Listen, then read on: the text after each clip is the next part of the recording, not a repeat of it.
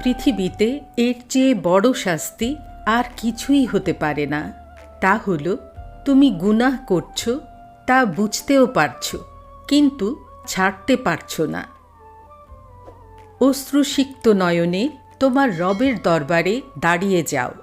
বিশ্বাস করো, তিনি তোমাকে খালি হাতে ফিরিয়ে দেবেন না।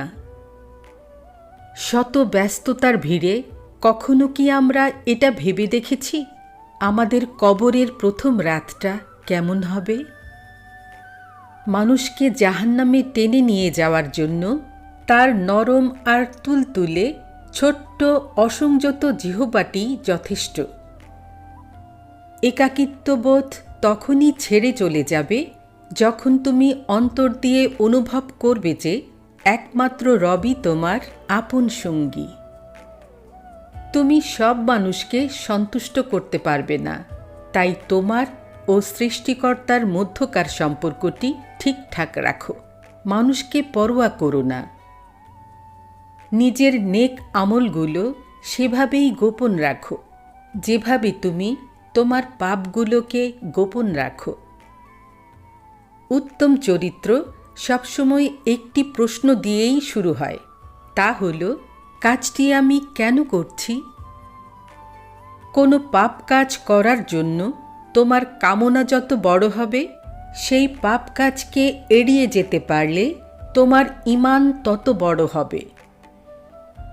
একটি কথা সবসময় স্মরণ রেখো, যে রব গতকাল তোমার জন্য যথেষ্ট ছিলেন, তিনি আগামীকালও তোমার জন্য যথেষ্টই হবেন।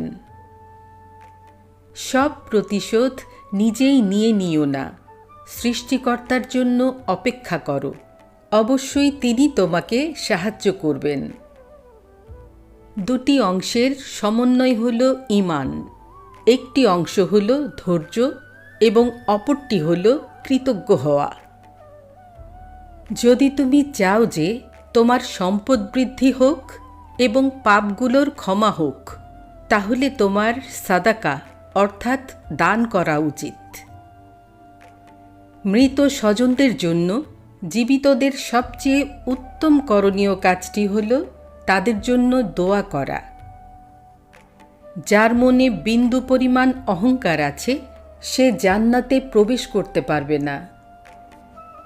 জেনে রাখো, ঈমানদার কখনো আগ বাড়িয়ে ঝগড়া করতে যায় না, প্রতিশোধ নিতে যায় না, এমনকি অন্যের খুঁত ধরতে এবং তাদের নিন্দা করতেও যায় না। আমাদের দরকার ছিল জাকাতের অঙ্ক শেখা, কিন্তু শেখানো হয়েছে সুদের অঙ্ক। আর তাই তো আমরা সুদের হিসাব বুঝি, জাকাতের হিসাব বুঝি না। সবাই খুব ভালো থেকো, নিজের খেয়াল রেখো। আল্লাহ হাফেজ।